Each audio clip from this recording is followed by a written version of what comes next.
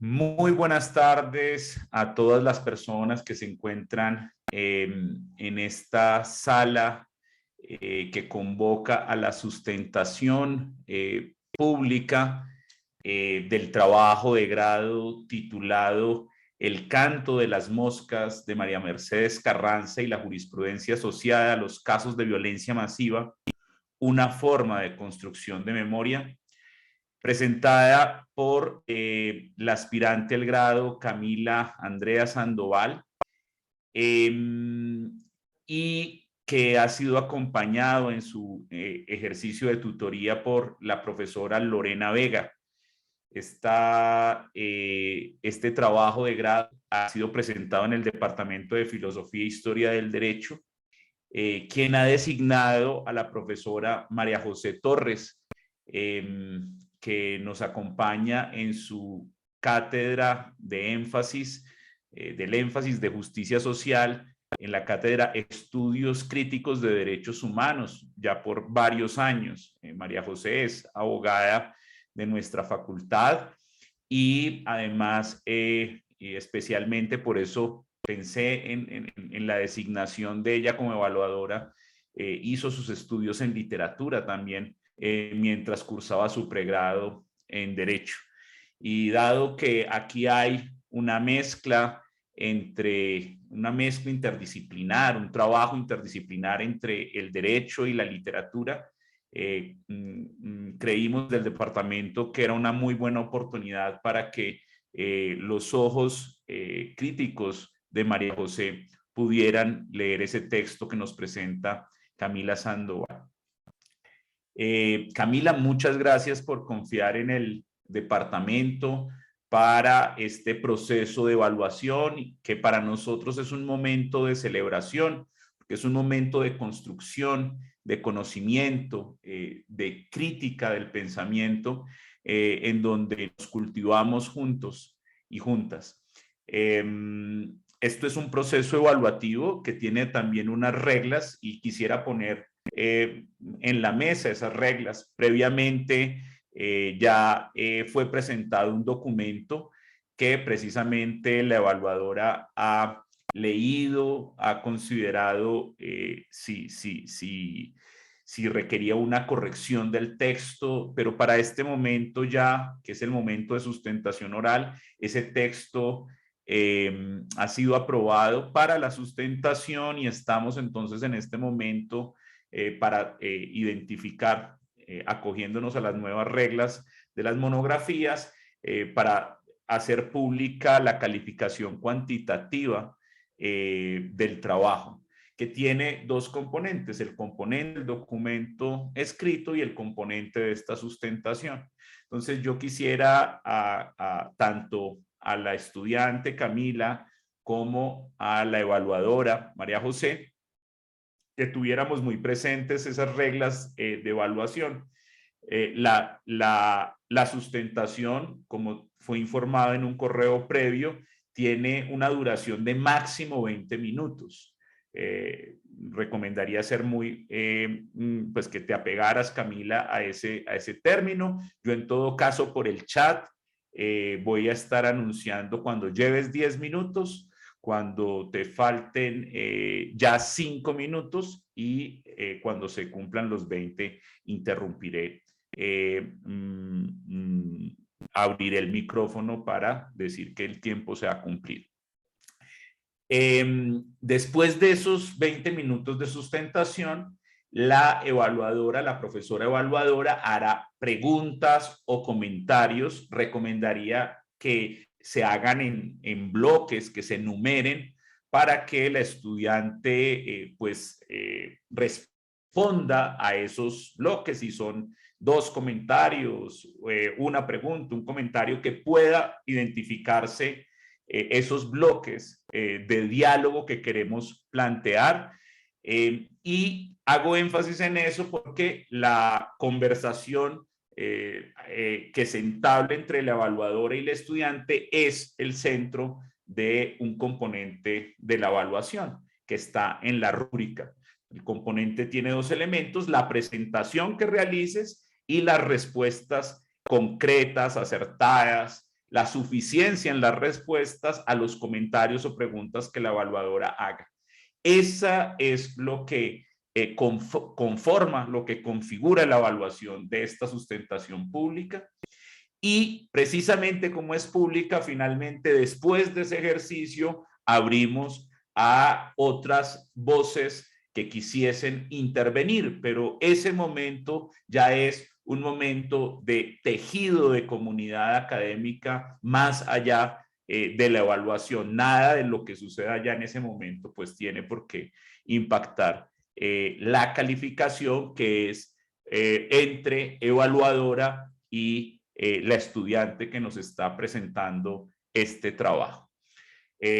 Con esto dicho, de nuevo yo quiero agradecer en realidad a Camila, a Lorena y también a María José por permitirnos a todos este momento que es un momento de ágape académico, de fiesta académica. Es un momento muy, muy especial para todas y todos, en donde, reitero, nos estamos cultivando y creciendo. En ese escenario, en ese orden de ideas, Camila, tienes la palabra por no más de 20 minutos. Bueno, listo. Primero voy a compartir la pantalla. Me avisan si ya se ve.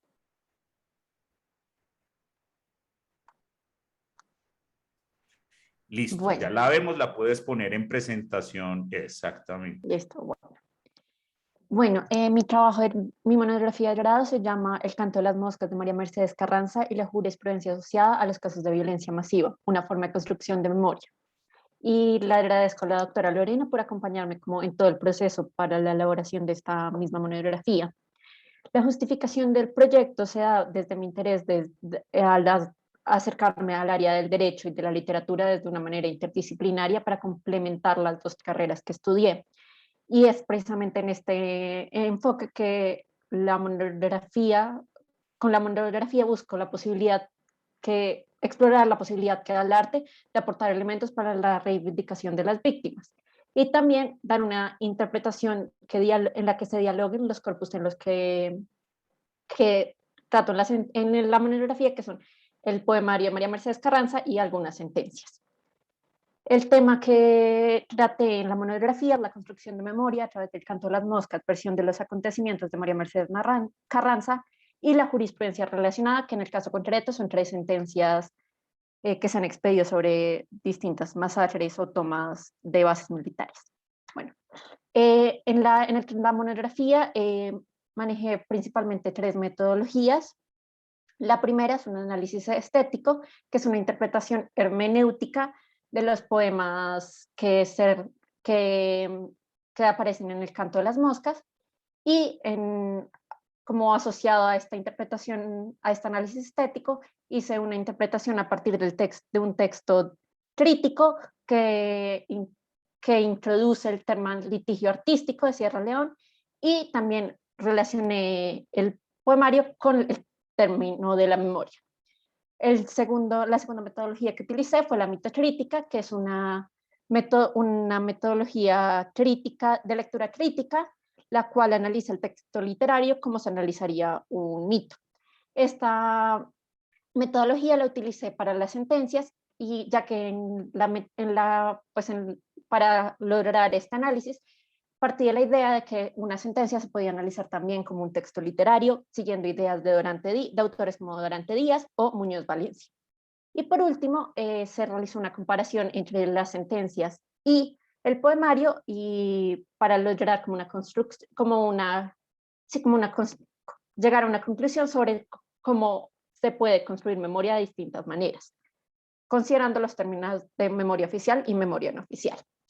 Bueno, ya entrando al canto de las moscas, versión de los acontecimientos, es importante resaltar que fue escrito por María Mercedes Carranza, que fue una autora bogotana, fue una poeta y periodista bogotana, y nació en 1945 y falleció en el 2003. En el canto de las moscas aparecen 24 episodios violentos, los cuales sucedieron en distintos territorios del país, en los cuales son Necoclí, Piripán, Tamborales, Dabeiba, Encimadas, Barranca Bermeja, Tierra Alta, El Doncello, Segovia, Amaime, Vista Hermosa, Pájaro, Uribia, Confines, Caldono, Humadea, Pore, Paujil, Sotavento, Ituango, Taraira, Miraflores, Cumbal y Suacha. Estos 24 episodios violentos se narran, se metaforizan en poemas que son muy cortos, que varían de 3 a 7 versos y todos son de arte menor, lo que significa que no son, la extensión es muy corta y ese es uno de los grandes hitos de los poemas, es que contienen muchos silencios, tanto estéticamente que el texto comienza después hay una sangría en los espacios y también un silencio acerca de lo que sucedió realmente o un silencio que sale de la sonoridad misma del poema. Y los elementos que se recogen de este poemario en general, me parece importante resaltar la naturaleza, ya que en el poemario nos demuestra que la naturaleza no es solamente un aspecto circunstancial de las masacres, sino que también se vio muy afectada por los episodios violentos que se dieron. Entonces, la menciona a la flor, la menciona a la tierra, la menciona a la lluvia. Es muy importante en el poemario para no solo dar como una atmósfera del episodio violento, sino que también nos muestra el impacto que se dio de las acciones del hombre sobre este territorio. Y otro elemento que me parece importante destacar, que se encontré haciendo el análisis de estos poemas, es que también aparece mucho el cuerpo destrozado, lo cual pues tal vez no es lo más presente en los poemas, ya que los poemas no son extremadamente gráficos, sin embargo sí se sugiere el cuerpo destrozado, se sugiere las mandíbulas destrozadas, entonces por eso, y pues teniendo en cuenta los temas que trata, de los episodios violentos de los que se habla, me parece importante resaltar el cuerpo destrozado. Ya siguiendo, el litigio artístico se puede definir como un catálogo de obras o piezas de arte de autoría de artistas de profesión o de oficio que se manifiestan en diferentes campos como el cine, teatro, literatura, artes plásticas, fotografía, performance, y que al igual que el litigio estético buscan poner en manifiesto una situación concreta de vulneración a los derechos humanos, ya sea de una víctima, de un grupo de víctimas o incluso vulneraciones propias de un periodo de represión concreta. Este concepto que manifiesta Sierra León en su texto Reparación Simbólica, Litigio Estético y Litigio Artístico, reflexiones en torno al arte, la cultura y la justicia restaurativa en Colombia, me parece importante ya que logra un matiz de algo que se puede discutir sobre la naturaleza del poemario. Si bien el poemario fue escrito por alguien que vivió en Bogotá y que vio desde lejos la mayoría de los episodios violentos, también nos transmite una voz testimonial. Y precisamente el concepto del litigio artístico nos permite acercarnos a este poemario como una manera de construir una memoria a partir de algo que, si bien no viene ni de las víctimas, ni de los victimarios, ni del Estado, para la sociedad en general, se puede construir memoria de eso. Entonces, por eso me pareció importante a relacionar el artículo de Sierra León con en el proyecto, en la monografía. Ya siguiendo, frente a la construcción de memoria histórica, me parece importante pues dar una definición que pues central y es una que es de Richard en Fracturas de la Memoria, Arte y Pensamiento Crítico, y se refiere a que la memoria... Camila, El día de tuviste un hoy, problema en el audio, no se te está escuchando, se te chupó el audio. No, no te preocupes, o sea, en el tiempo no te preocupes, voy a detener el tiempo mientras solucionas el impasse.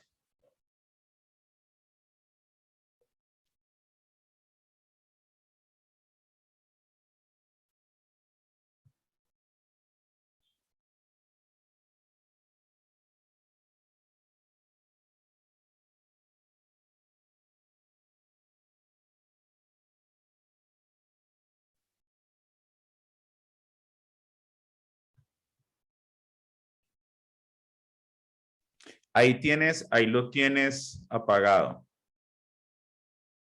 No. De pronto si desconectas y vuelves a conectar los audífonos, quizás.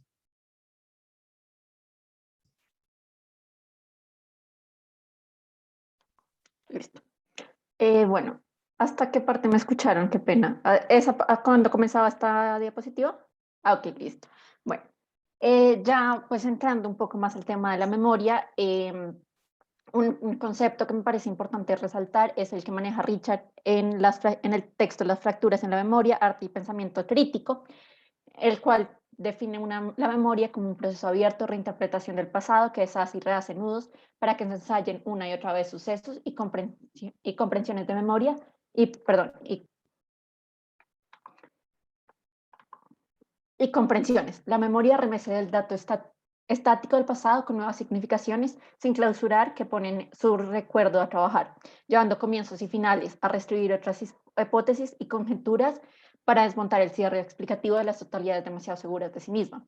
Este concepto me parece importante resaltarlo porque para mi trabajo de grado en general fue muy importante considerar que la memoria no es simplemente una sino que se va pues tejiendo prácticamente y que se va revisando con el paso del tiempo y con las voces que se escuchan sobre cada evento.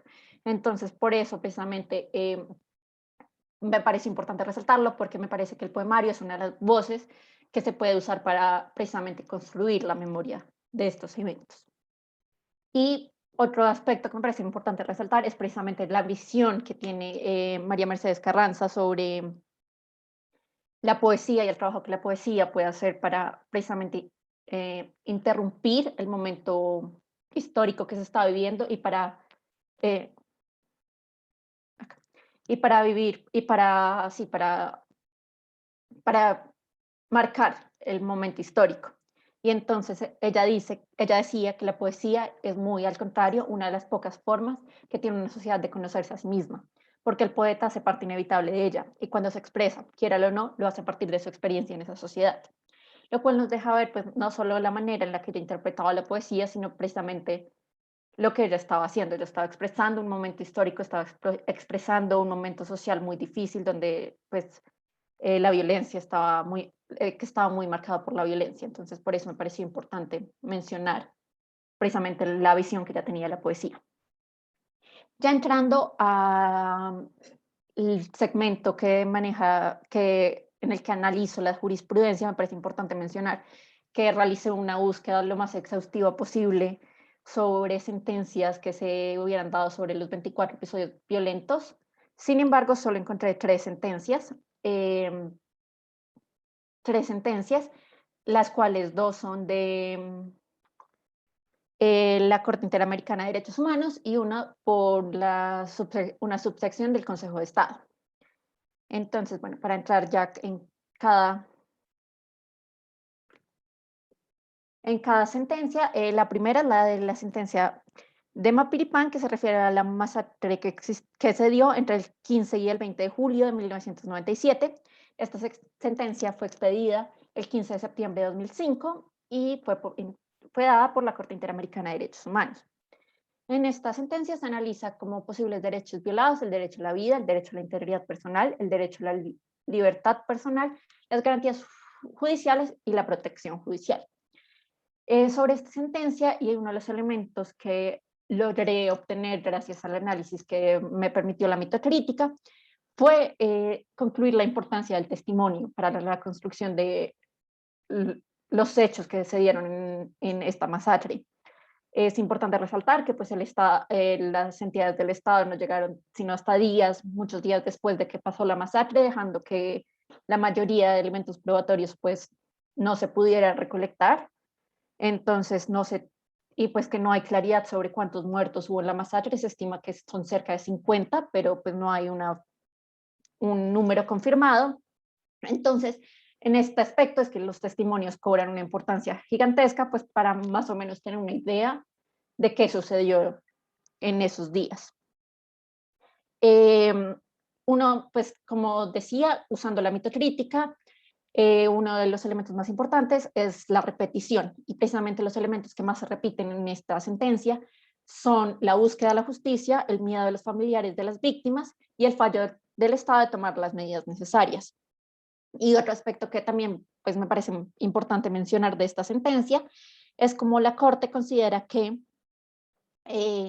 una manera como de resarcir los daños que se hicieron, no, como reivindicar un poco los daños que se hicieron, es a partir de la construcción de un monumento. Entonces, pues más adelante voy a hablar un poco más sobre los monumentos, pero me parece importante resaltarlo. Continuando, la sentencia sobre las masacres de Ituango, las cuales sucedieron en julio de 1996 y octubre de 1997, una en La Granja y la otra en El Aro, ambos del municipio de Ituango, y la sentencia fue dada por la Corte Interamericana de los Derechos Humanos el 1 de julio de 2006. En esta se estudia una posible violación de los derechos a la vida de los niños, a la libertad personal, a la integridad personal, a la propiedad privada, las garantías judiciales y protección judicial y el derecho a la circulación y de residencia. Esta sentencia en general se parece muchísimo a la de Mapiripán y se repiten, y pues en la sentencia citan muchos fragmentos de la sentencia de Mapiripán, entonces pues no voy a entrar tan en detalle en esta, pero es importante mencionar que de nuevo se repiten los mismos elementos que vimos en la sentencia de Mapiripán, que son la búsqueda de la justicia, el miedo de los familiares de las víctimas y la ausencia del Estado. En ese mismo, pues en un contexto muy similar a la de Mapiripán, también la Corte considera que es importante instalar una placa conmemorativa de las dos masacres que se dieron en Ituango. Entonces también vemos pues la aparición de un monumento. Y ya por último, la sentencia de la toma de la base de Miraflores. La toma de la base de Miraflores se dio en agosto de 1998 y esta fue por las FARC. La sentencia fue expedida por la Sala de lo Contencioso Administrativo, sección tercera, subsección C del Consejo de Estado, y es de fecha del 11 de abril del 2016. En esta sentencia se unen 3 procesos que se habían iniciado independientemente en etapas inicialmente. Sin embargo, por la igualdad de los hechos se reúnen en solo uno. Y en esta sentencia, pues la estructura es pues de una sentencia de responsabilidad estatal a fin de cuentas, entonces se evalúa el régimen de responsabilidad aplicable, que se puede aplicar el caso concreto, la configuración del caso como una grave violación de derechos humanos, la liquidación de perjuicios, las medidas de reparación por afectación relevante a bienes o derechos constitucional y convencionalmente amparados, y la condena en costas. Esta sentencia sí es muy diferente, pues evidentemente a las anteriores, y principalmente es porque la voz de las víctimas es mucho más directa. Como sabemos, pues este proceso lo comenzaron las víctimas directamente, mientras que los otros lo comienza la Comisión Interamericana. Entonces, pues este proceso es mucho más directo de las víctimas, y las víctimas en su mayoría fueron secuestradas por las FARC y duraron pues un tiempo secuestradas, entonces son ellas al salir de secuestro que intentan la acción, ya que eran pues policías, ya sea prestando servicio militar obligatorio o eran simplemente policías que estaban en la base de Miraflores. Entonces, los elementos que se repiten, de nuevo encontramos la búsqueda por la justicia, y aquí, a diferencia de los anteriores, no hay miedo como tal, pero sí vemos una pérdida del ser mismo. Y de nuevo vemos como la falla del Estado fue una de las grandes participantes prácticamente del episodio violento que se vivió en Miraflores. Un elemento que es importante resaltar de esta sentencia es que la subsección considera que es importante que se envíe al Centro de Memoria Histórica, con lo cual evidencia que considera que esta sentencia puede ser parte de la construcción de memoria histórica, por lo menos oficial, y que considera que es parte de la reparación integral que van a tener que tienen las víctimas. Y otro aspecto que me parece importante y pues surge del momento en el que se da la sentencia es que le pide al presidente del momento, de ese momento, que le diga en las negociaciones que estaban teniendo con las FARC, que las FARC pida excusas y que admita la responsabilidad de estos hechos públicamente. Entonces es un aspecto importante sobre el momento que se dio la sentencia. Ya para entrar un poco a la comparación entre los corpus, una de las cosas que he mencionado que, pues, que fue muy importante tanto en las sentencias como en la manera en la que se puede interpretar el canto de las moscas es el testimonio. Si bien, pues, en las sentencias sí vemos testimonio de personas que estaban en los lugares, el, el canto de las moscas se ha considerado como un testimonio, como un gran testimonio de los eventos que se dieron en las 24 lugares de Colombia. Y otro aspecto que pues nace no tan directamente, pero sí un poco por los lados, es el silencio y el olvido. El silencio pues sí está estéticamente y muy presente en el canto de las moscas, pero en las sentencias se da expresamente porque no existen sentencias. No hay una respuesta institucional adecuada a 21 de los episodios violentos que se muestran, y esos episodios han ido quedando en el olvido, de tal manera que incluso encontrar información sobre lo que sucedió en esos momentos es muy complicado y mucha información ya no está ni en línea ni en archivo. Entonces, el olvido pues cobra mucha importancia ahí, ya que pues prácticamente la única denuncia que tenemos es prácticamente el canto. Y ya para ir terminando, las conclusiones a las que llegué es el valor del monumento en la memoria, y como decía, en 2 de las 3 sentencias se le da un valor muy alto al monumento, se entiende el monumento como una manera de reivindicar un poco la situación de las víctimas, y el monumento y el canto de las moscas por muchos críticos también se ha considerado como un monumento a las víctimas. Entonces, precisamente por eso considero que el valor del monumento en la memoria es precisamente, está muy intrínseco en general en en los dos corpus, y la ausencia del Estado, que pues es la gran conclusión a la que uno llega después de leer las sentencias y ver que pues no ha habido la respuesta institucional, incluso después de más de 20 años, que debería haber existido en ningún momento. Entonces, pues sí, eso es todo. Muchas gracias por la atención.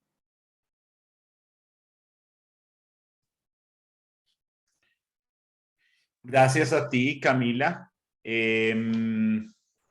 Entonces, como lo anunciaba al principio de esta sustentación, a continuación lo que nosotros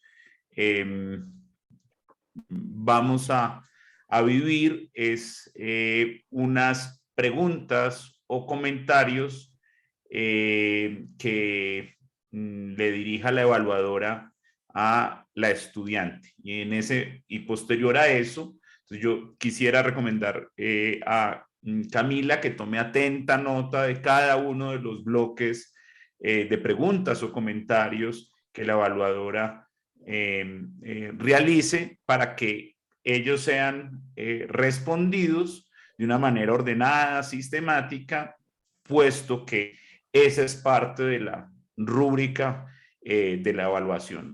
La rúbrica de la evaluación, el 50% está dedicada a la forma en que la estudiante responde de una manera adecuada, correcta a las preguntas, comentarios, o sea, con suficiencia a los comentarios o preguntas que se hace desde la evaluación. María José, muchas gracias por aceptar evaluar este profundo trabajo de investigación y tan interesante que nos va a poner a conversar en esta tarde de martes de septiembre. Majo. Gracias, Juanfe, y gracias, Camila. Me alegra volverla a ver. Antes, si te parece, Camila, dejamos de compartir la pantalla. Ah, vale, listo, ya intento dejarla de compartir. Es que no sé cómo se hace, perdón. No sé cómo se deja de compartir. Ya, gracias. Vale. Nada, Como le decía, me alegró volverla a ver. No sabía que este era un trabajo de alguien que ya conocía, lo cual me alegra mucho, porque pues siempre fue como evidente que compartíamos ese gusto por la literatura en clase. También pues nada, felicitaciones porque siempre aplaudo este tipo de investigaciones en donde digamos que se mezclan varias disciplinas. Creo que es el deber ser de los trabajos investigativos como tal y pues decirle que disfruté mucho, sobre todo la parte del análisis estético del poemario, me pareció muy bonito y adicionalmente pues como que valoré mucho este tema de los silencios, por eso es como que fue para mí como recurrente que se extendiera un poco más en el tema de los silencios, porque me parecía como eh, un recurso al que se le debería haber parado un poco más de bolas en toda la tesis. Y pues bueno, frente ya al trabajo escrito y a lo que nos presenta, yo sí tenía como dos grandes preguntas que digamos que me quedaron leyéndolo y luego también escuchándola, y es que me gustaría saber cómo fue el proceso de elección digamos, de las metodologías de análisis y cómo cree que esto, digamos, tuvo incidencia en las conclusiones que tuvo. ¿Mm? Y adicionalmente, pues que también como que veía al principio, digamos que el objetivo era ver un poco cómo el arte reivindica la memoria de las víctimas, pero en las conclusiones no me queda todavía resuelto cómo lo hace, ¿sí? Digamos, haciendo el análisis de los dos corpus, tanto el poemario como las sentencias, digamos que vemos pues como unas coincidencias en el silencio, en la no, digamos, no judicialización de algunos hechos o que no existan jurisprudencias y adicionalmente pues este silencio, etcétera, pero no veo el punto de la reivindicación. Creo que esa parte me quedó faltando. Entonces me gustaría como que ahondara un poco más, porque me pareció muy interesante que usted me propusiera cómo el arte iba a ser reivindicativo de las víctimas, pero al final digamos que en las conclusiones no lo vi pues muy evidente. Entonces esos serían como los dos grandes preguntas que tengo. Excelente, muchas gracias, Camila. Entonces allí están planteadas. Procedes tú a atender esos comentarios y preguntas. Bueno, sobre la elección de las metodologías, bueno, primero pues el análisis estético me parecía necesario pues porque los poemas son muy cortos y pues hay críticos que los definen como haikus criollos. Entonces, en ese contexto me parecía que había que descifrar un poco las imágenes que aparecen en ellos porque no son tan, o sea, sí son claras, pero se pueden pasar muchas cosas en una lectura. Entonces, por eso, primero, pues un análisis hermenéutico lo más pues juicioso era pues principal para lograr el aspecto. Y la mitocrítica la escogí principalmente, pues un aspecto que pues reflexioné mucho sobre cómo acercarme a las sentencias, era pues que son muy largas, no podía hacer un análisis crítico de algunas escuelas de literatura crítica, pues porque requerían muchísimo espacio, que pues evidentemente no era posible, y también requerían habilidades que pues no consideraba tener en el momento en el que estaba desarrollando el trabajo de grado. Entonces, la mitocrítica me pareció una manera de acercarme a las sentencias de una manera distinta, no solo como un texto jurídico y ya, sino también como un texto literario, y poderme acercar a ellas de tal manera que la repetición fuera la que guiara principalmente los elementos que más preponderaban de estas sentencias.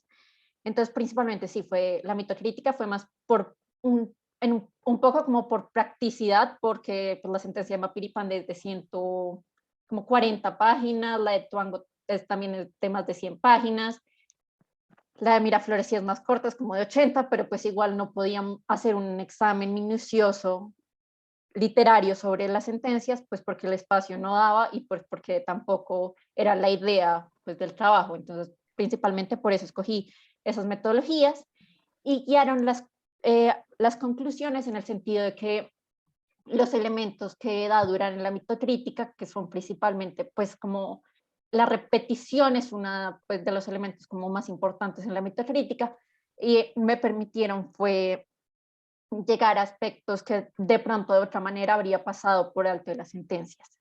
Y precisamente por eso pues también lo escogí. Y la llegada ya a las conclusiones con estas metodologías, por una parte, evidentemente pues el análisis estético me permite pues llegar más a partes más profundas del poemario,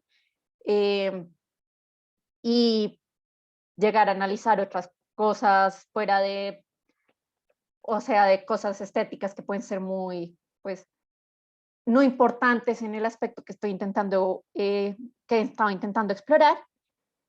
Y la mitocrítica, pues sí, como decía, me permitió llegar a elementos que la repetición daba la importancia precisamente. Entonces, pues sí, esa sería sobre la primera pregunta. Y sobre la segunda, pues yo creo que pues una de las conclusiones a las que yo llegué principalmente, y tal vez no lo manifesté tan claramente como yo pensé, es que es precisamente en los monumentos que se da la reivindicación. En el sentido en que, pues sí, está la sentencia de Mapiripán que ordena la construcción de un monumento, está la sentencia de Ituango que ordena una placa, y está el canto de las moscas que en pues parte muy importante de la crítica literaria que existe en este momento, que existe en este momento de este libro, es precisamente un monumento. Lo describen siempre como un monumento. Entonces también ese fue como el punto como que yo llegué y de pronto me faltó un poco más explicarlo, y es precisamente sobre como, sí, como la reivindicación que logra el Kant, y a partir de mencionar aquello que no se menciona. Precisamente porque, como decía, muchos de estos episodios violentos ya pues nadie se acuerda de qué pasaron, obviamente algunos sí, pero otros son muy olvidados, y precisamente en este aspecto encontrar qué pasó en algunos de estos lugares es pues muy difícil, y pues a mí me tocó fue recurrir a citaciones de la tesis de una compañera de literatura que también era sobre el canto de las moscas, porque no existía en internet y no encontré nada más sobre esos episodios, entonces solo estaba lo que ella había citado en su trabajo de grado. Entonces también ese aspecto como que mencionar y poner de frente estos episodios me parece que es parte importante de la reivindicación que María Mercedes logra en el trabajo, ponerlos de primera plana.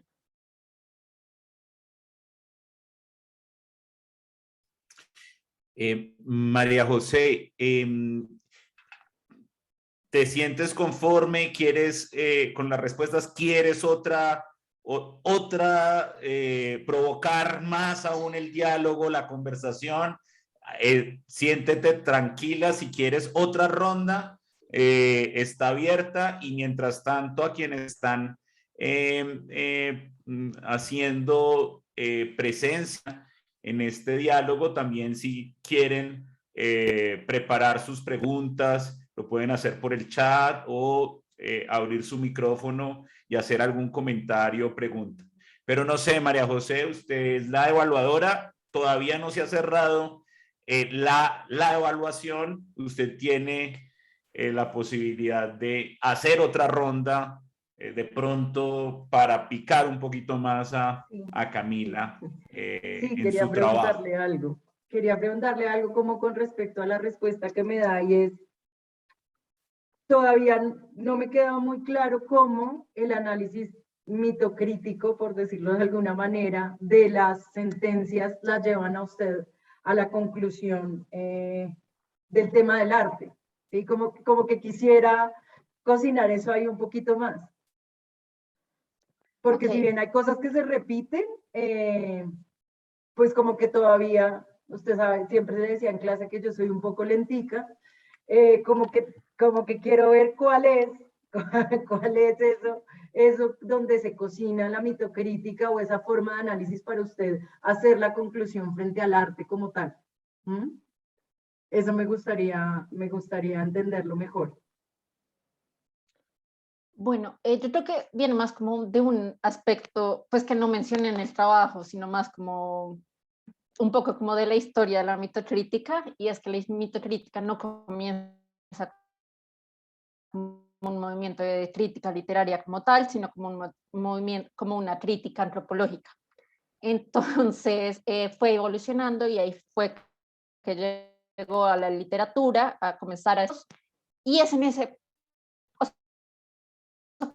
como precisamente como la unión entre mito y arte que me pareció que la mitocrítica podía dar elementos como para llegar a la conclusión del arte como una reivindicación, no tanto, sí, no tanto como el proceso mitocrítico literario, sino un poco más como la mitocrítica desde, sí, como desde su origen y desde lo que considero Durán, que era un antropólogo y no era un literato, él era antropólogo, entonces es más como eso, porque sí, es más del origen de la práctica y no tanto de la crítica, del acercamiento como tal al texto literario. A mí se me está cortando el internet, o sea, la veo como cortada, Camila. ¿Ustedes también o no? Sí, hay veces pero la idea se entendió, ¿no? Pues la respuesta, María José. Sí, sí, sí. Y ya, Ok. pues lo último que quería preguntar es que también me hubiera gustado como que hubiera estado más presente, porque cree que es importante en la reivindicación de las víctimas del conflicto armado el arte. O sea, porque cree que es importante hablar de esto. Pues yo creo que el arte es una manera de acercarse a episodios que de otra manera pueden ser, pues es muy doloroso a veces acercarse a estos episodios violentos. Leer sobre la masacre de Mapiripán es una cosa pues terrible. Leer lo que decían las personas que estaban ahí en ese momento es una manera muy fea de, o sea, no es una manera muy fea, es muy fuerte para una persona.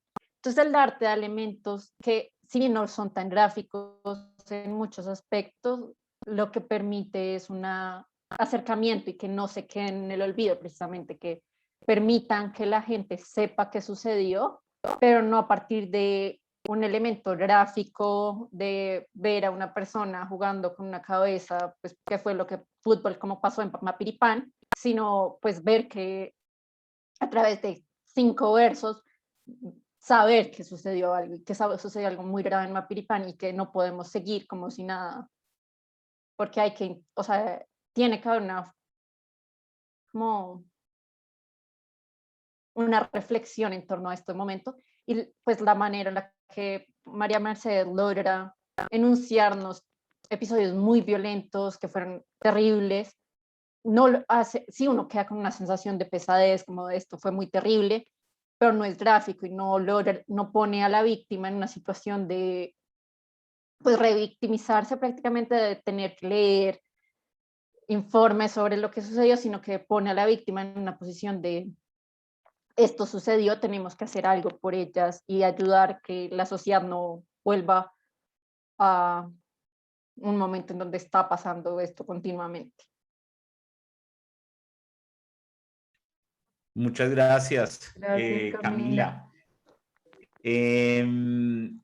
Entonces entiendo que con esto hemos cerrado el proceso evaluativo, o sea, ya con estas notas, con este intercambio entre Camila y María José, pues María José tendrá que tomar, reflexionar y consignar eso ella en la rúbrica para asignar la nota.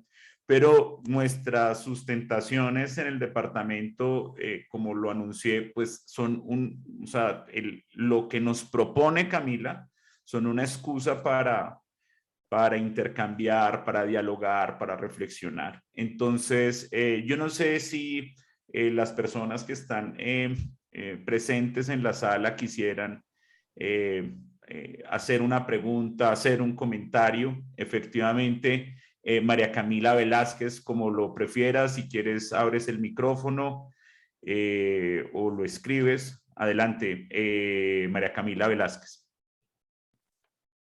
Listo. Buenas tardes a todas y todos. Es un gusto tener la oportunidad de presenciar esta sustentación de monografía de la tesis de Camila. Yo a Camila no la conozco, pero pues vi el evento y me llamó mucho la atención porque también soy estudiante de doble programa de Ciencias Jurídicas y Estudios Literarios, y este tema coincidencialmente también es un interés investigativo propio, y también estoy realizando una tesis, pero ya del Departamento de Literatura, relacionado con María Mercedes Carranza. Solo quería pues felicitar a Camila porque me parece muy bonito encontrar estos puentes entre el arte y el derecho, que son bastante necesarios, no solo por, digamos, el intercambio interdisciplinar como disciplina, sino que precisamente nos permite entrar en un diálogo más cercano con estos tipos de realidades tan complejas, atravesadas por el conflicto, la pregunta por la memoria y la reivindicación en torno a las víctimas, en procesos como en este caso fueron algunas masacres que acontecieron dentro de los distintos territorios colombianos. Quería pues primero hacer este comentario de felicitaciones a Camila, y me llamó también mucho la atención el uso del aparato de la mitocrítica, porque quizá no la había conocido de a mucho, ni siquiera en estudios literarios, y creo que también puede ser un aparato bastante útil para aproximarnos a otras perspectivas. Quería dar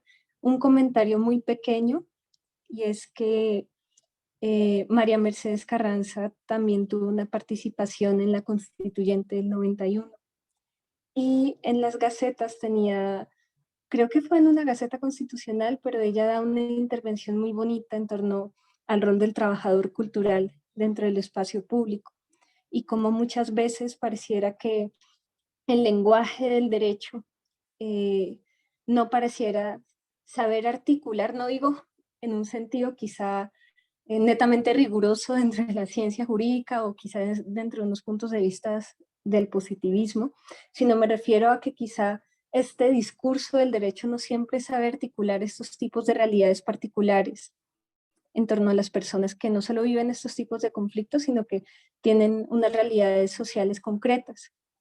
Y ella cita a Cortázar dentro de esa intervención, donde se menciona que muchas veces los lenguajes de derechos tienen que llegar por otras vías, como las vías artísticas, las vías de la sátira, la comedia, la poesía, etcétera, porque precisamente esto es lo que nos aproxima y nos permite de alguna manera poder complejizar estos tipos de realidades y encontrar espacios donde los sujetos, todas y todos los sujetos existan. Y por eso también resoné mucho con la tesis de Camila, porque siento que habrán sujetos que encontrarán una mayor, digamos, no sé, gratificación o reparación o ciertos tipos de garantías en el marco de los derechos de las víctimas, quizá en un tipo de decisión judicial, pero hay otras vías también en torno a esa articulación de los lenguajes de derechos, de reivindicaciones, y creo que es muy bonito y siento que tiene que ser todavía un deber no solo de nosotras, como, bueno, en mi caso, como profesional en formación dentro de las ciencias jurídicas, sino también preguntarnos un poco cómo podemos precisamente hacer un estudio crítico con respecto al derecho y con respecto a las realidades que abarca dentro de su discurso y su lenguaje. Entonces eso era también para apoyar un poco las ideas de Camila y agradecer en serio mucho a todas y todos ustedes por el espacio. María Camila, agradecerte a ti por compartir esas visiones, esa experiencia de este momento, de este encuentro que sin duda es maravilloso. Y claro, todos aquí estamos agradeciendo a Camila Sandoval por permitirnos encontrarnos a reflexionar sobre estos temas. Y como lo llamó María Camila, entender y comprender los puentes que están allí entre literatura y derecho, que vamos analizando, nos sentimos más cómodos cada vez atravesándolos, yendo, viniendo, y eso es gracias a este tipo de investigaciones, al riesgo, a la apuesta de ejecutar una obra como la que nos está planteando Camila. ¿Alguien más que quisiera compartirnos una reflexión, una pregunta que quisiera, un comentario que quisiera formularle a Camila? Pues no veo manos levantadas. Yo quiero entonces aprovechar, o sea, estoy igual de emocionado y de alegre que María Camila. El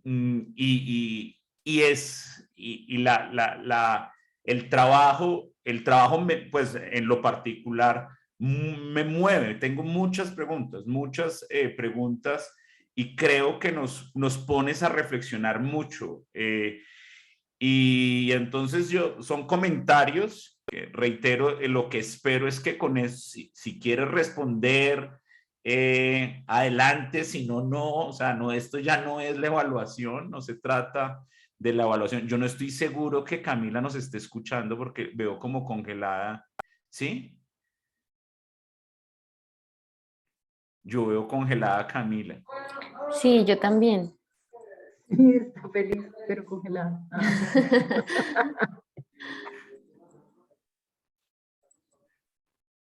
Se desconectó.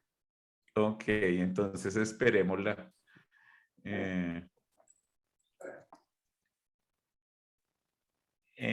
Bien, yo estaba diciendo antes de que tuviéramos problemas con la conexión, que sin duda te agradecemos mucho, Camila, por volver sobre esas inquietudes metodológicas interdisciplinares y que cada vez nos ponen en sintonía para reflexionar sobre ese puente entre las disciplinas.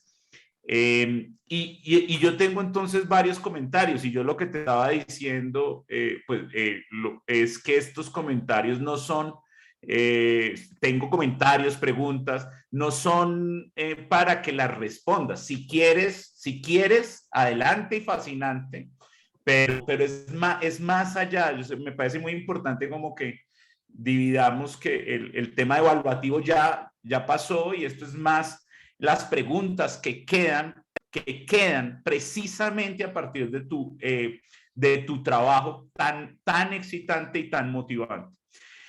Mi primer comentario, yo no sé si es algo que María José estaba tratando de poner, yo no sé si es lo mismo, pero tiene que ver con lo metodológico.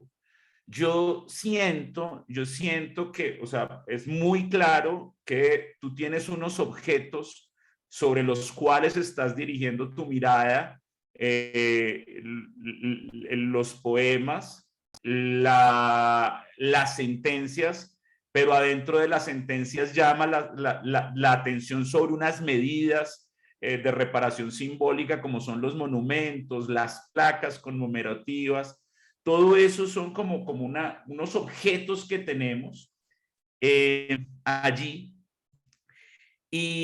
Y a mí se me hace que, no sé si es por la metodología, no sé, pero a mí escuchándote, se me hace como si estuvieras parada con una metodología y en una mirada muy, llamémosla por ponerle algún título, muy moderna, evolucionista, en donde la poesía, el mito, migra y evoluciona en otra cosa que es el derecho, en la sentencia, en que eso es un objeto, son objetos muy diferentes, con funciones diferentes, que están en cajones, que tienen métodos de interpretación diferentes, unas metodologías. Es decir, yo a eso, es la impresión que me queda, es una mirada absolutamente moderna, modernista, progresista, evolucionista. Y digamos que en el departamento estamos mucho más acostumbrados a trabajar con, digamos, con las metodologías posmodernas. Y precisamente, es decir, un trabajo para nosotros como el de Michel Foucault, de la verdad y las formas jurídicas, en donde lo que nosotros leemos como teatro, como lo que nosotros leemos como teatro en el Edipo, por ejemplo, en el Edipo Rey, y nosotros lo leemos como un mito, además que lo ponemos como un mito, como una obra de teatro. Lo que hace Foucault es mirarlo como un proceso judicial, o sea, y recuperar que es un proceso judicial y es una sentencia, es un escenario en donde el poema, la poesía, la lírica está absolutamente imbricada con precisamente, y si le sigues en detalle el argumento, precisamente con la voz, es una forma de producir la verdad en un momento dado, en donde Grecia encuentra un lugar para los que no tienen voz y se la da y se la pone en un juicio y en un canto y hay una función estructural de esos sujetos allí. Pero en ningún momento en esos análisis hay como una categorización de que tendría más poder una sentencia que un canto, que el canto de las moscas. Es decir, todos estos son unos recursos que de hecho no tienen capacidad de poner una escala de valoración entre ellos. Lo que se pierde es la posibilidad de poner una escala entre ellos. Entonces ese es como mi primer comentario. Yo me puedo estar equivocando, pero yo veo una posición muy, muy, muy moderna en donde la poesía sería un recurso. Es más, la tesis se llama una forma de memoria y de construcción de la memoria. Cuando lo que quizás, y ahí es donde, y ahorita me gustaría picarle la lengua a Lorena, porque quizás lo restaurativo está en el canto. O sea, lo restaurativo, la justicia restaurativa que no tenemos, a la que estamos, no está en la sentencia, está en el canto. Y es ahí, y entonces no hay una división entre el derecho y la literatura, no, esa división no es clara, y de nuevo entonces por eso me parece importante esa conversación. Ahora, claro, yo estoy fascinado porque este es un problema que cuando se inauguró la jurisdicción de justicia y paz, por allá en el 2005, 2006, 2007, los estudiantes que estaban alrededor del Departamento de Filosofía e Historia del Derecho se volcaron a hacer tesis de este estilo. Personas que hoy son profesoras y profesores, Lina Chaparro, Camilo Vallejo, Carolina Boada, Laura Barón, Jonathan Ballesteros, todos tenían una pregunta de fondo: es cómo se narra el horror y cuál es el papel del juez en esa narración, de los jueces y de las sentencias, cuál es su capacidad de su lenguaje para poder hablar sobre el horror. Y allí habíamos, en mi opinión, ya, o sea, y este es un momento genial. Precisamente por eso es que grabamos esto, para que los estudiantes puedan hacer estas conexiones, para que se sientan, que encuentren muchas más conexiones con lo que ya se ha trabajado, para que a cada estudiante no le toque como iniciar de cero, sino que hay una conversación anterior. Y en esas conversaciones anteriores, para nosotros, de nuevo, había unas preguntas que nosotros cada vez lo que estábamos allí, hay una serie de disciplinas en juego en donde está la historia, el periodismo, el canto, todas las formas líricas y lo judicial, pero de nuevo, nosotros hemos bebido, por ejemplo, mucho de la escuela de Birkbeck en Inglaterra, en donde la escuela de Derecho sigue hasta el día de hoy estando en una facultad de artes. O sea, la escuela de Birkbeck de Derecho está en una escuela de artes. Y la razón es porque en esa tradición es muy claro que el derecho es una rama de o sea, es de retórica. Y retórica en el sentido más fuerte de quienes tienen un lenguaje y una posibilidad de hablar sobre la justicia. Y de con sus palabras tratar de encontrar las palabras para poder restaurar lo que ha sido desequilibrado.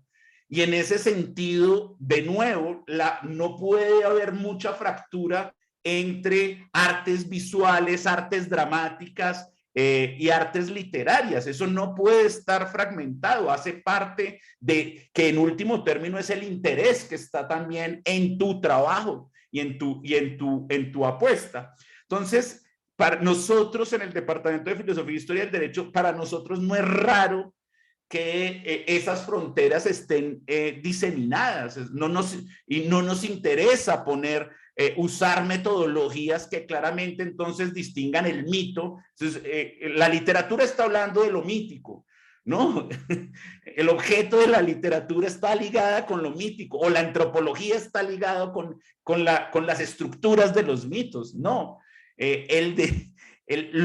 Los productos humanos tienen unas intersecciones porque son recursos de la cultura, es de la cultura que nosotros trabajamos y con esos instrumentos los ponemos a trabajar tratando de buscar la eficacia simbólica que es la restauración de un cuerpo herido, de una sociedad fragmentada y desequilibrada. Y allí otro de los hallazgos que sí pelearía más con uno de los resultados, o sea, toda esa línea que te digo, todos esos trabajos que te mencionó, ¿qué hacían todos esos trabajos que te mencioné? Coger una masacre y mirar cómo se había narrado literariamente y cómo se había narrado judicialmente y cómo se había narrado periodísticamente y cómo se había narrado históricamente. Todas esas tesis que te mencioné tenían esa estructura, que es un poco, de alguna manera, lo que te convoca, un poema con una masacre, un poema y también su expresión judicial. Pero hay un punto que sí, esas investigaciones sí, chocan muy fuerte con uno de tus hallazgos, una de tus conclusiones, que lo pongo en la mesa, no para convencerte, sino para poner de presente esa literatura, y es que una de tus grandes conclusiones es la ausencia del Estado, pero todas esas otras lo que muestran es una presencia absoluta del Estado. O sea, es el Estado el que pone a cantar las moscas, es la condición de posibilidad de que canten las moscas. Es más, incluso en la masacre de Miraflores, es las FARC usando los mecanismos de estatalidad, tratando de posicionarse como un Estado que produce el horror y produce el canto de las moscas.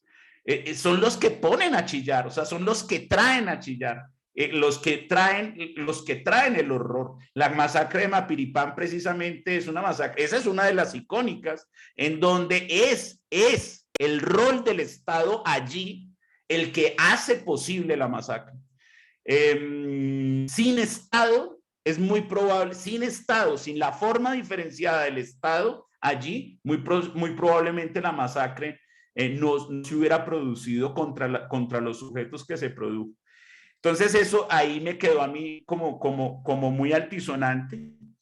Y finalizo con dos cosas más. Una es un comentario, una pregunta. De todo esto, esta es mi gran pregunta de Pero esta pregunta, o sea, yo todo esto lo digo es felicitando tu trabajo, o sea, sin tu trabajo no estaríamos haciéndonos estas preguntas. Y finalizo con una pregunta y con una invitación. La pregunta es, esta sí, los otros eran comentarios, esta sí es una pregunta, yo quiero escucharte. Yo veo que tú tienes, siento como una búsqueda en esos objetos que decíamos en el poema, en la sentencia, en la placa, en el monumento. En todos esos objetos yo veo que tú estás buscando la voz de las víctimas. Veo que eso es como una huella que estás buscando. Y yo pregunto si, por ejemplo, el poemario, porque además te tengo que confesar que me dio tanta emoción que me fui y me compré el libro y me lo leí, no lo conocía, pero yo no estoy seguro que, por ejemplo, en el poemario esté necesariamente la voz de las víctimas. No necesariamente, hay unas que de pronto sí, hay otras que no, de pronto está la voz de la poeta, porque y esa es mi pregunta, porque de pronto la búsqueda no es sobre la voz de las víctimas, sino la búsqueda es del horror, o sea, de qué hacer, cómo aliviarnos del horror, pero todos, no solo la víctima. La poeta puede ser una medium tratando de buscar lenguajes para exorcizarnos. Eso fue lo que yo sentí. Yo no sentí que ella hablaba, en la mayoría de ellos, ella hablaba por las víctimas y eso es maravilloso, sino que hablaba era eso que tú en la presentación dijiste, o sea, es el canto, es el chamán, el poeta es el chamán de un pueblo que no sabe cómo narrar ese dolor y encontrar recursos de nuevo. O sea, la sentencia puede ser un recurso para aliviarnos, pero puede no. Y ese canto puede ser un recurso para aliviarnos. Quizás incluso el poemario puede tener más fuerza para aliviarnos de ese horror, Entonces, la pregunta es si tú no estás buscando demasiado las víctimas en esos objetos. Y eso pueda tener es como otra vuelta. Y la otra es una invitación al principio,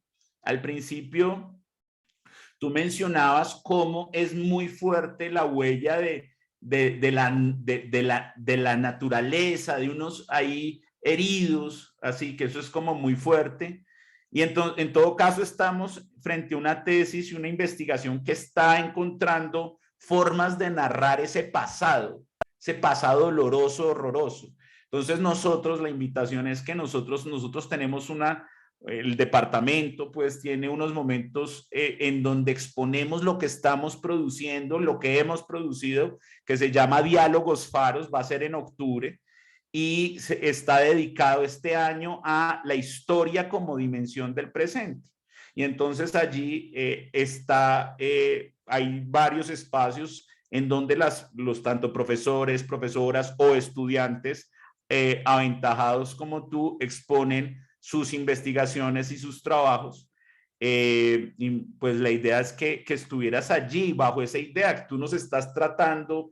Hay un pasado y nos vuelve incluso unos poemas de los 90 y lo que nos estás tratando de ponernos eso sigue vivo, tiene un poder, pienso yo, curativo, espiritual muy fuerte, y me encantaría invitarte a que eso lo expusieras en esos diálogos faros. Me encantaría que aceptaras esa invitación y ya. Bueno, estoy absolutamente emocionado y te veo como un faro que vuelve a iluminar, y así seguramente cuando esto esté montado en YouTube, muchas personas querrán seguir esos caminos y orientar, de seguir dándole a lo que hemos conversado acá.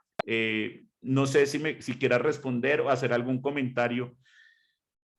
Bueno, pues sí es cierto que yo he buscado mucho como la voz de las víctimas sobre estos sucesos, y es más porque suelen ser muy olvidadas en casi todo, o sea, especialmente en territorios tan alejados como que yo antes de comenzar a explorar estos poemas, o sea, ni siquiera se veía dónde quedaba Necoclí, o sea, así como que son territorios que están tan olvidados en Colombia, que las víctimas de estos episodios violentos también han quedado en el olvido. Entonces también por eso, pues, mi preocupación por la voz de las víctimas, pero no tanto en el canto, porque pues en el canto aparece, pues sí, Julio Daniel Chaparro aparece pues con nombre claro y pues es muy claro en el poema de Segovia, pero fuera de eso no hay mucha mención directa de víctimas, es más del episodio como tal. Entonces, en el poemario como tal no estaba buscando tanto la voz de las víctimas, pero en las sentencias sí la estaba buscando un poco, a partir de los testimonios, y pues ya en la de Miraflores también, como en la manera en la que comenzaron la acción, cada acción, pues las tres acciones judiciales. Entonces, sí está buscando un poco esta voz, porque pues sí me parece que ha quedado muy olvidada en casi todos los procesos. Y por ejemplo, el monumento en Mapiripán, que se construyó pero fue destruido en el 2017, entonces como esas víctimas que pues de nuevo, o sea, les construyen un monumento por un episodio tan violento como la masacre de Mapiripán y destruyen luego ese monumento, me parece que es muy fuerte, como que las víctimas no tengan un papel como más central. Por eso mi búsqueda por ellas fue pues especialmente en las sentencias. Y por la invitación, pues con mucho gusto ahí estaré. Yo pediré.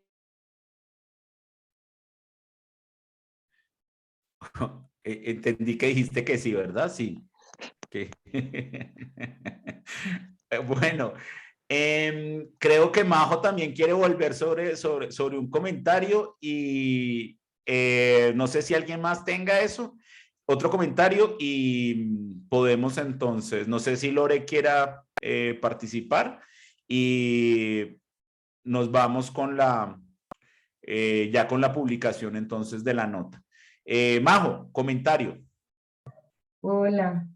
No, primero quería darle las gracias a Juanfe por traducirme, porque, porque sí, justamente digamos que cuando yo digo que me faltó como cocinar es porque yo cuando empiezo a leer el texto, como que pienso que va a ser una crítica a los caminos hegemónicos de reivindicación, un poco, ¿no? Como mirando, bueno, el canto, qué le faltó a las sentencias como mito, que sí tiene el canto, que sí reivindica y sí cuenta de una manera diferente esto.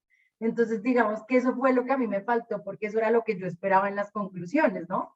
Como que uno empieza a leer todo el análisis estético, todo lo del mito, entonces cuando llego a las conclusiones y es simplemente el tema del monumento y del arte, como que yo digo, uy, no, había mucho más que decir acá, ¿cómo así? Me quedé muy corta, ¿no? Entonces creo que eso fue, y ahí Juan fue como que sí, como que creo que entendió lo que yo quería decir con eso de las conclusiones, ¿no?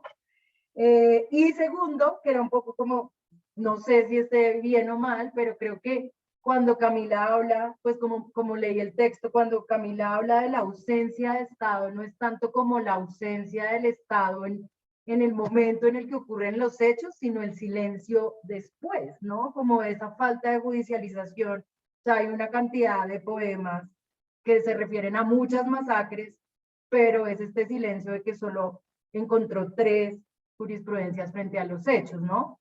Pienso que, pues como ahí, como no sé si estoy diciendo lo que es, Camila, pero como que lo entendí mucho más así. Sí, yo me refería más a esa ausencia, como el silencio, como pues sí, obviamente fueron supremamente cómplices en Mapiripán, en la de Miraflores, en Mituango, o sea, no se puede negar la complicidad del Estado en esos momentos, y pues en la formación de los paramilitares, o sea, todo eso, pues el Estado, sí, sin Estado no habría pasado muchas de las cosas, pero más como, sí, la ausencia de una sentencia dice mucho sobre como el Estado como tal, o también que se hubieran demorado no sé cuántos días porque se demoró la fiscalía en llegar a Mapiripán después de la masacre, que pues cuando llegaron ya no había nada, como ya no había elementos probatorios porque pues ya habían pasado muchos días, era más a esa ausencia, como el Claro, silencio y la manera. pero claro, pero es que ese, vuelvo y digo, ese es el hallazgo absolutamente de los trabajos del Departamento de Filosofía e Historia del Derecho. Y que salen precisamente de teorías literarias como la de construcción o del psicoanálisis. ese silencio, es que, oye, como tú dices, el silencio dice, y eso es el silencio que no se diga, dice todo. Esa ausencia para nosotros es una forma de presencia, es la forma diferenciada del Estado estar ahí. O sea, no es gratuito la primera presencia a la segunda ausencia, es absolutamente estructural para la configuración de Estado que nosotros hemos investigado, o sea, las investigaciones que nosotros tenemos. O sea, ese es el material nuestro, precisamente, y deriva, es decir, por ejemplo, en el psicoanálisis, un padre ausente es una presencia tremenda. O sea, es una presencia tremenda. Configura subjetividad. Y allí puede, y ese es, por eso digo, ese es un debate, además que es un debate absoluto en el informe de Comisión de la Verdad. Y en la Jurisdicción Especial para la Paz. Eso será complicidad.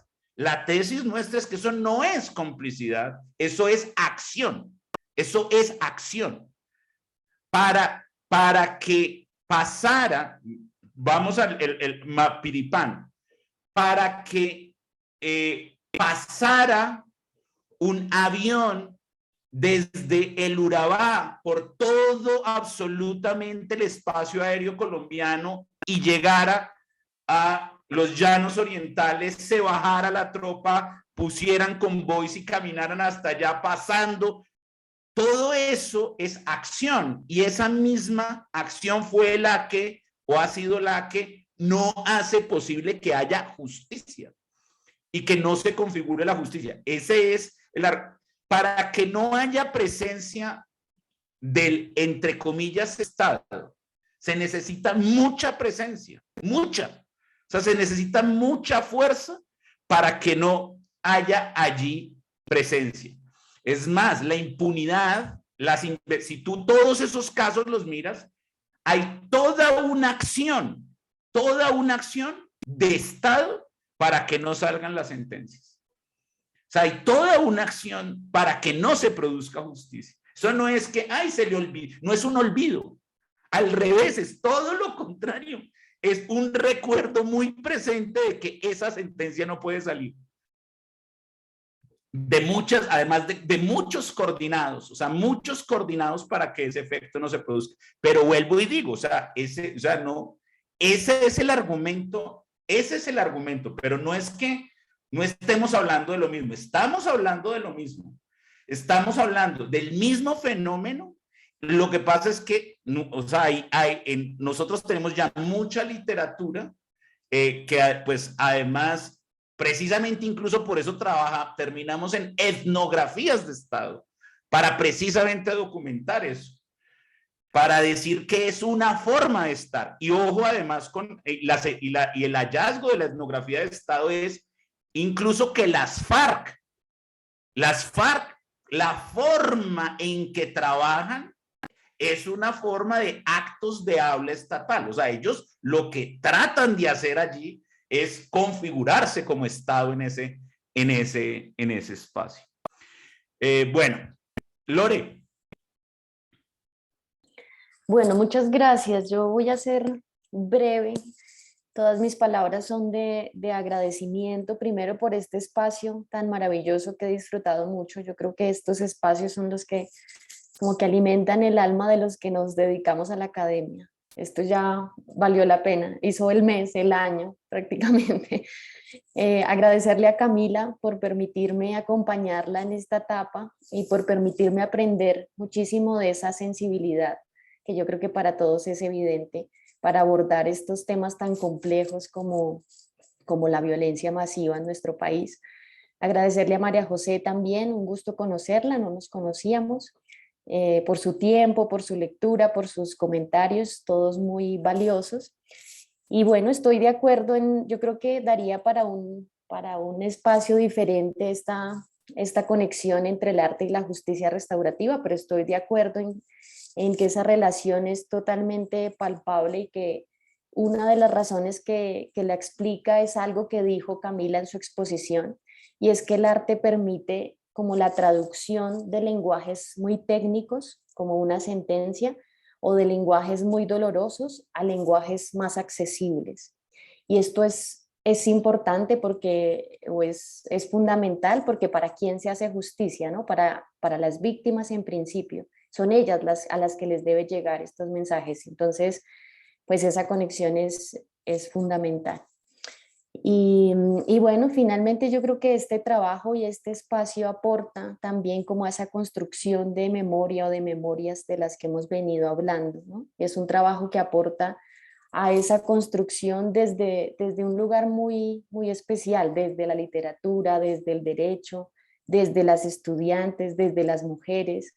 Todo eso representa a Camila, todo, todo ese aporte, así que bueno, solo emoción, solo orgullo también de Camila y muchas gracias por este espacio de nuevo.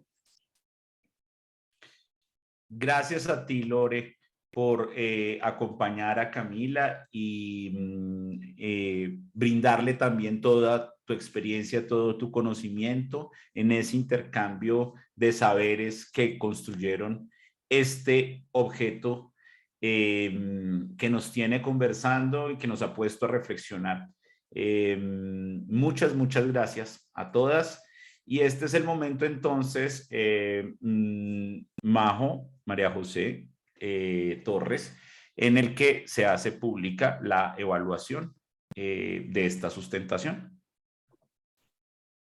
Ok, y digo cada criterio de la rúbrica o simplemente doy el...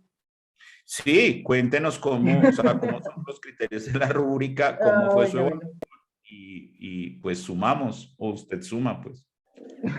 Vale. Bueno, frente al primer criterio, que es como la claridad en la presentación de, digamos, de los argumentos centrales del trabajo, los objetivos, la justificación, la pregunta, la metodología y los hallazgos principales,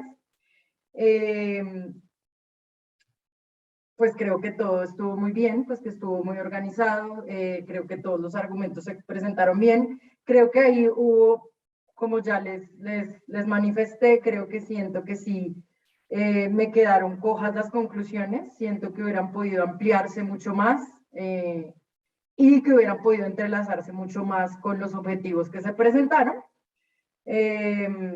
Entonces, en esa medida, pues creo que el criterio se cumple en su totalidad, pero pues requeriría alguna ampliación frente a eso, por lo cual pues puse un 4. En la organización y estructura, pues claramente se evidencia una secuencia lógica entre los argumentos y las ideas que se presentaron, por lo cual puse 5. Manejo de las preguntas y de los comentarios, pues creo que Camila ofreció unas respuestas y reflexiones adecuadas frente a lo que le estábamos preguntando y frente a los comentarios que le hicimos. Y finalmente, pues el respeto del tiempo, no había otra que respetarlo, por lo cual es un 5 ahí también. Entonces, si hago el promedio, me queda un 4.75, por lo cual creo que sería un 4.8, ¿cierto, Juanfe? Matemática pura. Así no es, si así es. Así es. Bueno, muchas gracias entonces a todas. De nuevo, Camila, muchas gracias por brindarnos este trabajo que, créeme, tengo toda la confianza de que es pionero para retomar todas estas reflexiones que ya han tenido seno en el departamento nuestro. Creo que vas a iluminar ese camino de muchas nuevas personas, estudiantes que vengan con esa preocupación de tanta sensibilidad, como lo decía Lorena. Ya viene tu grado, o sea, qué felicidad saber que contamos con una profesional como tú. Nos llena de ilusión para el futuro y seguramente tendrás, o sea, con seguridad tendrás un futuro muy, muy iluminado, que de ese faro mismo que tú vas brindando luz. Muchas gracias, Lorena, muchas gracias por también hacer parte de este proceso y ponernos a reflexionar. Y María José Torres, pues también agradecer mucho por tomarte el trabajo de hacer una evaluación seria, rigurosa, con mucho cuidado, también enriqueciéndonos con tu experiencia y con tu saber. A María José Hernández también todo el agradecimiento que está presente en la sala por todo el acompañamiento al proceso académico. Sin su apoyo, este proceso no fuera posible. Muchas gracias. Y también a Paula Fernández y a María Camila Velázquez. Yo espero que Paula Fernández sea la Paula Fernández que yo creo, y que es muy probable que también pronto esté en estas exponiéndonos su trabajo. En todo caso, muchas gracias a todas, que tengan muy bonita tarde y de nuevo, muchas gracias. Chao. Gracias, Juan. Gracias. Muchas Chao, gracias. chao. Chao, Camila. Chao, Chao, Lorena. chao. Gusto. Chao, igualmente. Que estén bien. Chao.